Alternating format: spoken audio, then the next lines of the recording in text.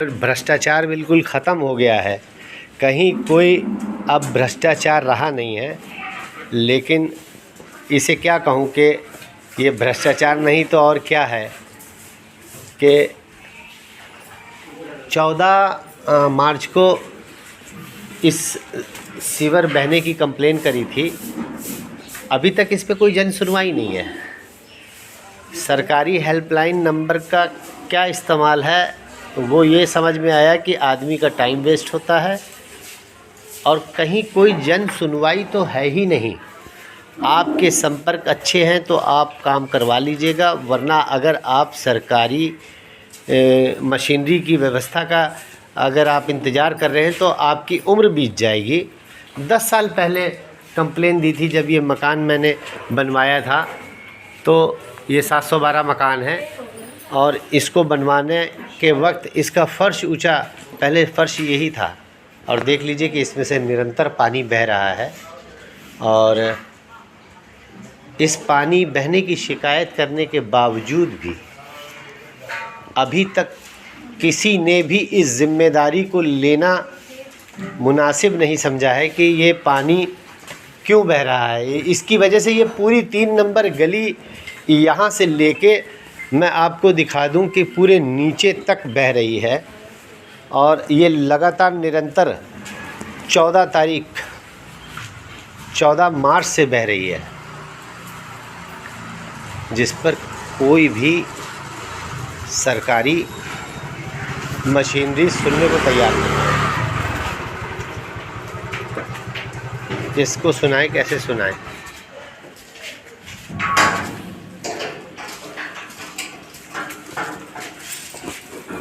लोगों ने अव्यवस्था की यहाँ सिचुएशन पूरी बनाई हुई है, जिसकी वजह से कोई भी सुनने को तैयार नहीं होता। सरकारी मशीनरी यहाँ आने को तैयार नहीं है। तो 7 मार्च को मेरे घर में, जिसमें मैं रह रहा हूँ, मेरे घर में पानी आ रहा है और ये पानी पिछले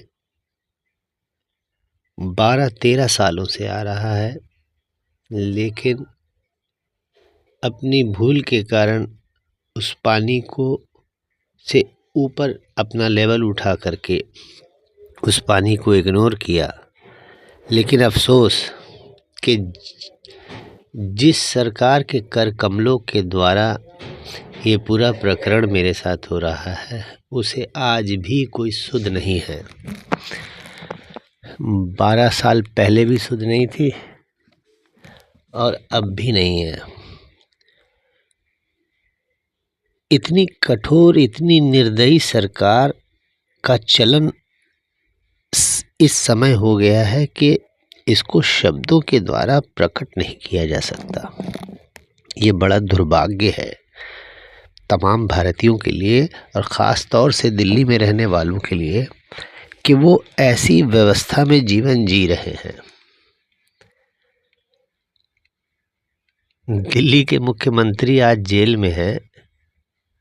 ये लगता है कि फ्री का पानी देने का और ये सारा प्रकोप निकल रहा है क्या उनके ऊपर। और ये भी तो एक स्टंट ही लग रहा है कि अपनी सारी जिम्मेदारियों से बचने के लिए सेफ गार्ड हो कर के उनको अंदर कर दिया गया है। एक राजनैतिक न्यायदंड ले रहे हैं। बहरहाल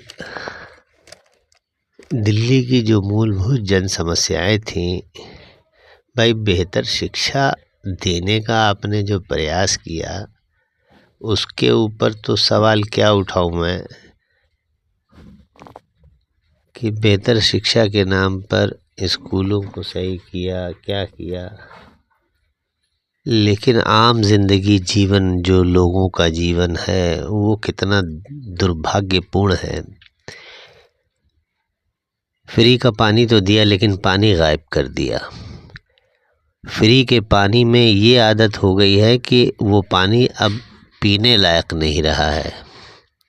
दिल्ली में इतना दूषित पानी सप्लाई होता है कि लोगों ने खामोशी इख्तियार कर रखी है कि वो शिकायत नहीं करते हैं, और शिकायत करते हैं तो किससे करे, कोई फरियाद सुनने वाला ही नहीं है।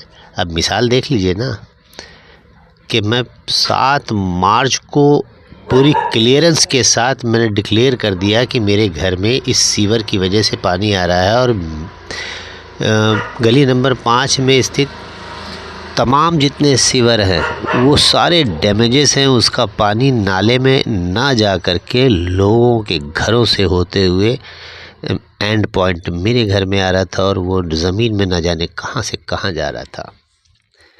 तो बड़ी बुरी स्थिति है, और उस स्थिति से निपटने के लिए अभी तक कोई भी जिम्मेदार आदमी सामने नहीं आया। मैंने जल बोर्ड को शिकायत करी, लेकिन जल बोर्ड ने भी इग्नोर मार दिया कि आपके इलाके में सीवर ही नहीं है। तब देख लीजिए कितनी बड़ी कहानी है कि 70 साल पुरानी राजनीतिक दलों ने जो किया सो किया। पिछले 10 सालों से जिन लोगों ने उनकी बुराइयों को दिखा करके सामने आए थे, आज वो लोग हाशिए पे आकर के ये बताएं कि उन्होंने दिल्ली के साथ ऐसी लूट क्यों करी। अच्छाई का चोला ओढ़ करके जनता को ठगी करने का ये जो नया रास्ता इन्होंने निकाला है, ये बेहद शर्मनाक है। आस्था के नाम पर खिलवाड़, इन्होंने राजनीति की ऐसी धज्जियां उड़ा दी हैं कि अब राजनीति करने की किसी की इच्छा ही नहीं होती है, वो दूर भागता है। तो मैं भुक्तभोगी हूँ, और इस व्यवस्था से तो टूट चुका हूँ, लेकिन नाउम्मीद नहीं हुआ हूँ, क्योंकि हम सब दिल्ली वासी भारत में रहने वाले वो लोग हैं जो पैदाइशी आत्मनिर्भर हैं। किसी के कहने से आत्मनिर्भर नहीं है, हम तो पैदाइशी आत्मनिर्भर हैं, और तमाम देश का हर वो नागरिक आत्मनिर्भर है जो छल नहीं करता, जो झूठ नहीं बोलता, जो किसी के साथ बेईमानी नहीं करता, वो सब आत्मनिर्भर है। तो देश में जो हो रहा है